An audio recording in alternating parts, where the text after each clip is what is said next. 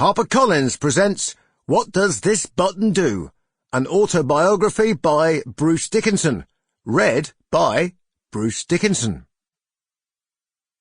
Forward. I'd been circling for 2 hours over Murmansk, but the Russians would not let us land.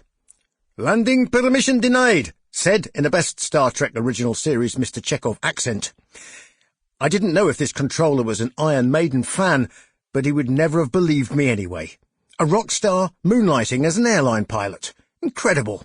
In any case, I didn't have Eddie on board, and this wasn't Ed Force One. It was a fishing expedition.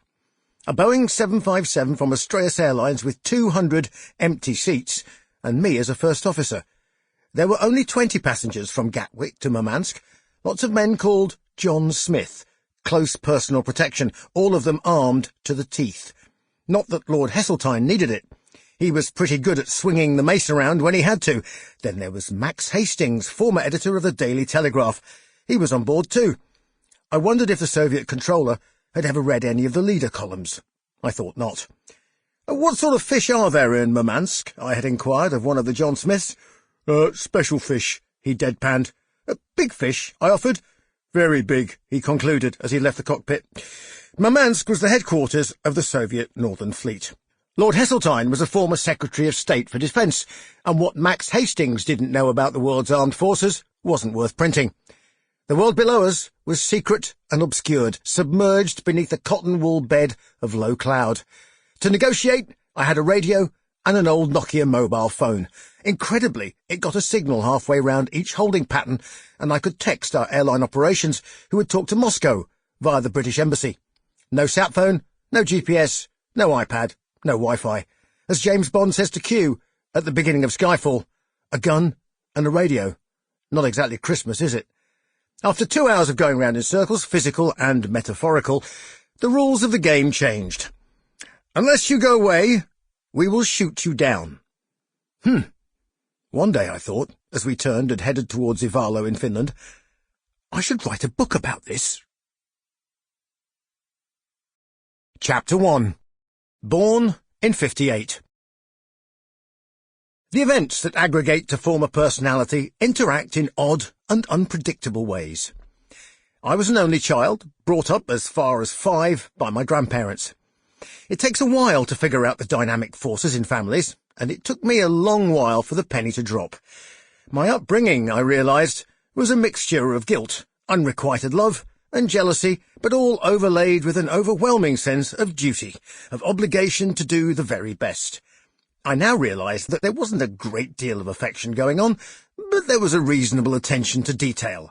I could have done a lot worse, given the circumstances. My real mother was a young mum married in the nick of time to a slightly older soldier, and his name was Bruce. My maternal grandfather had been assigned to watch over their courting activities, but he was neither mentally nor morally judgmental enough to be up to the task. I suspect his sympathies secretly lay with the young lovers. Not so my grandmother, whose only child was being stolen by a ruffian, not even a northerner, but an interloper from the flatlands and seagull-spattered desolation of the Norfolk coast. East England, the fens, marshes and bogs. A world that has for centuries been the home of the nonconforming, the anarchist, the sturdy beggar, and of hard-won existence clawed from the reclaimed land.